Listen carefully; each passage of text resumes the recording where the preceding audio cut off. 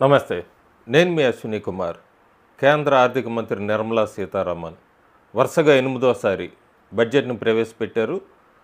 బహుశా మోడీ 3 పూర్తయ్యే లోపల ఆమె ఎక్కువ సార్లు బడ్జెట్‌ని ప్రవేశపెట్టిన లోక్సభలో ప్రవేశపెట్టిన ఆర్థిక మంత్రిగా అయితే ఖచ్చితంగా రికార్డు సృష్టిస్తారు.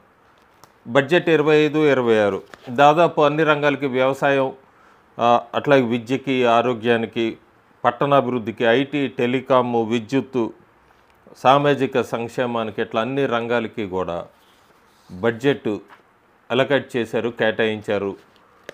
అయితే ఈ బడ్జెట్ ప్రవేశపెట్టే ముందు ఒకరోజు ముందు 2 ఇన్సిడెంట్స్ జరిగినాయి. ఒకటి, సోనియా గాంధీ రాష్ట్రపతిని అవమానించటము, పూర్ లేడీ టైడ్ అన్నది ఒక కాంట్రవర్సీ ఒకటైంది. దీనికన్నా కూడా చాలా ముఖ్యమైన పాయింట్ ఉంది. ప్రధానమంత్రి నరేంద్ర మోడీ మాట్లాడుతూ ఈసారి బడ్జెట్లో ఎక్కడా కూడా ఫారిన్ కాన్స్పిరసీ అనే ఒక వర్డ్ ఉపయోగించారు.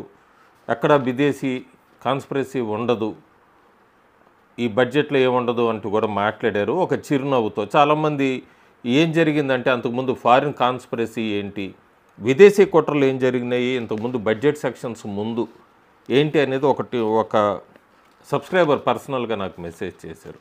జస్ట్ అది క్లారిటీ కోసం అంతకుముందు ఏం జరిగింది.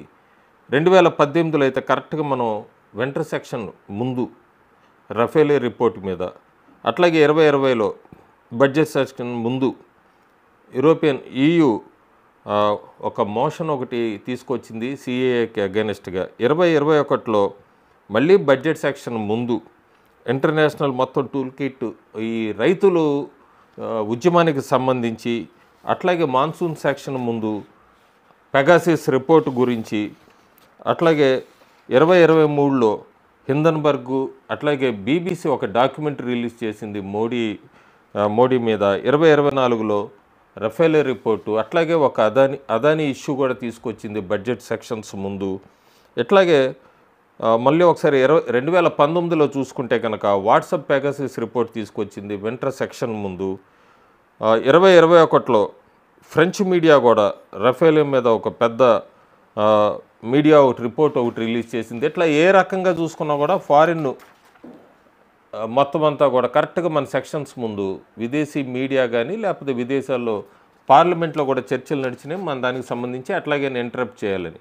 దానికి భారతదేశంలో ఉన్న ఇప్పుడు కూడా ప్రతిపక్షంలో ఉన్న పార్టీలు కానీ ఇవన్నీ కూడా ఎట్లా వాళ్ళతో చేతులు కలిపినాయి. మనం ఈ డిస్రప్షన్ ఆఫ్ బడ్జెట్ మోడీ 2014 నుంచి ప్రధానమంత్రి చూసుకుంటే ఇక్కడ భారతదేశంలో ఉన్న రాష్ట్రాల్లో కూడా కరెక్ట్గా బడ్జెట్ ముందు ఎట్లా డిస్టర్బ్ చేసేవి అంటే 2014లో ఆంధ్రప్రదేశ్, అప్పుడు తెలంగాణ అప్పుడే ఫార్మేషను, దానికి సంబంధించిన ఫామ్ అయ్యే ముందు దానికి సంబంధించిన ఫామ్ అయ్యాక కూడా రిలేటెడ్ మీద కొద్దిగా ఉద్యమాలు జరిగినాయి. 2015లో ల్యాండ్ ఎక్విజిషన్ బిల్లు మీద, ఎకనామిక్ రిఫార్మ్స్ మీద ధర్నాలు ఇవన్నీ జరిగినాయి. 2016లో లలిత్ మోడీ కాంట్రవర్సీ తీసుకొచ్చారు, పొలిటికల్గా ప్రొటెస్టులు జరిగినాయి. 2017లో డిమానిటైజేషన్ జరిగినప్పుడు దాని మీద, 2018లో ఆంధ్రప్రదేశ్కి స్పెషల్ స్టేటస్ ఇట్లాంటి లోకల్ పొలిటికల్ ఇష్యూస్ మీద, 2019లో ఆర్టికల్ 370 అబార్గేషను, సిటిజన్షిప్ అమెండ్మెంట్ యాక్ట్ మీద, 2020లో ఢిల్లీలో రైట్స్ జరిగినాయి, ఫార్ములా ప్రొటెస్టుల మీద ఇవంతా కూడా.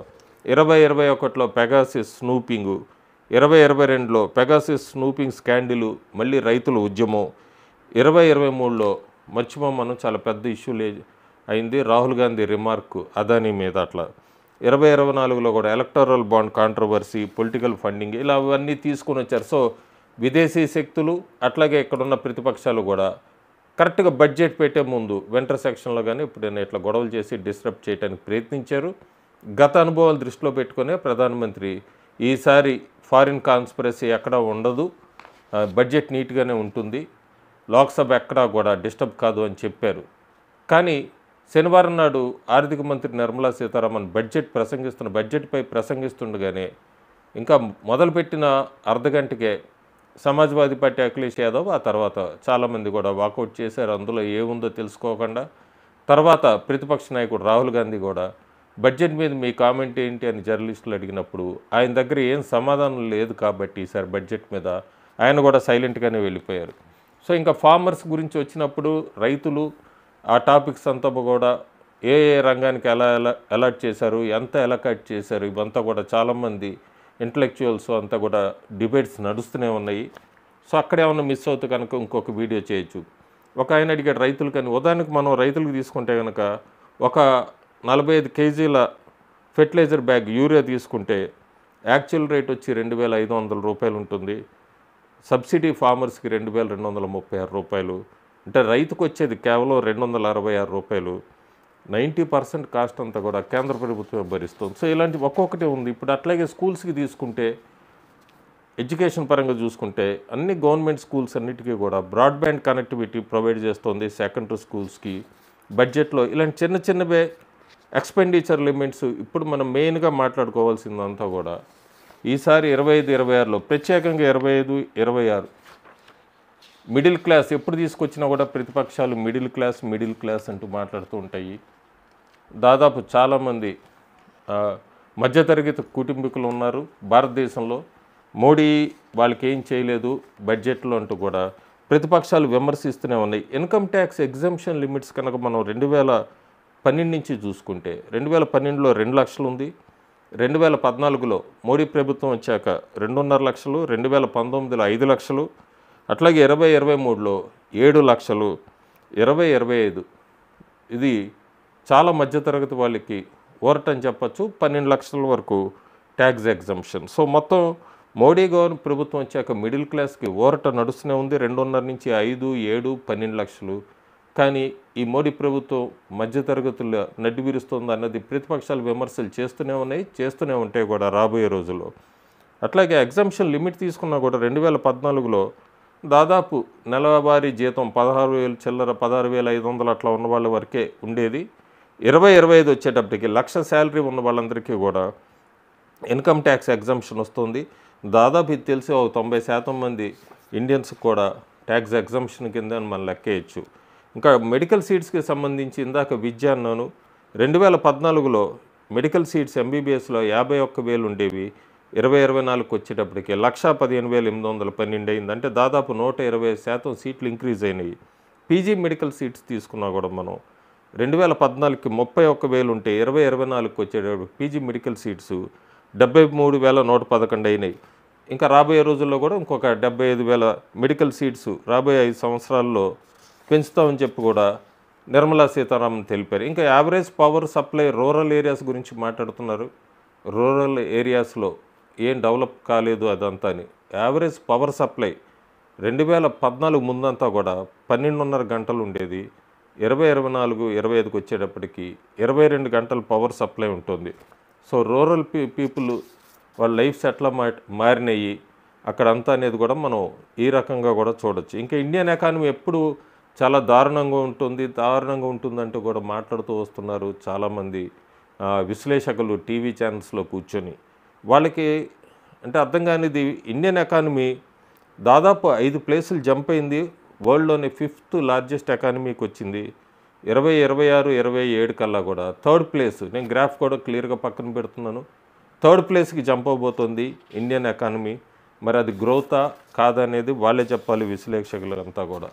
మిడిల్ క్లాసు ఈ ట్యాక్స్ ఎగ్జంప్షను ఈ 1,00,000 రూపాయలు ఇది ఒకసారి మనం తీసుకుంటే కనుక 2024లో డేటా చూసుకుంటే 40 కోట్ల మంది మిడిల్ క్లాస్ ఉన్నారు భారతదేశంలో. 10,40,00,000 మంది ఐటీ రిటర్న్స్ ఫైల్ చేశారు. 8,30,00,000 మంది జీరో రిటర్ను. 2,10,00,000 మంది ఇండియన్స్ ఇన్కమ్ ట్యాక్స్ పే చేశారు. మిడిల్ క్లాస్ నేను మాట్లాడుతుంది. సో ఇప్పుడు 12 లక్షల వరకు కూడా ఎగ్జంప్షను 2025 బడ్జెట్లో నిర్మలా సీతారామన్ ప్రకటించాక దాదాపు 1,10,00,000 మంది ఇండియన్స్ ఉంటారు ఇన్కమ్ ట్యాక్స్ రావాల్సిన వాళ్ళు ఏమైనా కట్టాల్సి వస్తే కనుక. సో ఇది ఒక పెద్ద రిలీఫ్ అని చెప్పచ్చు. 2025 బడ్జెటు మిడిల్ క్లాసు ఇవన్నీ చూసుకుంటే కనుక మనం. సో మెయిన్ పాయింట్స్ వరకే మాట్లాడాను. మిగతాది ప్రతిపక్షాలు ఏమైనా విమర్శించినా లేకపోతే బడ్జెట్లో కీ పాయింట్స్ ఏమన్నా ఇంకేమైనా యాడ్ చేయాల్సి ఉన్నా కూడా దాని మీద ఇంకొక వీడియో చేస్తాను. ప్రస్తుతానికి బడ్జెట్ ప్రతిపక్షాలు ఢిల్లీ ఎన్నికలను ఊహించుకోనో లేకపోతే బీహార్ ఎన్నికలను ఊహించుకోనో కేంద్ర ప్రభుత్వం ఈ బడ్జెట్ పెట్టింది అన్నప్పటికీ కూడా ఈ బడ్జెట్ అన్నది ఒక్క ఢిల్లీ వాళ్ళకే ఉండదు, భారతదేశంలో ఉన్న అన్ని మధ్యతరగతి వాళ్ళందరికీ కూడా వర్తిస్తుంది.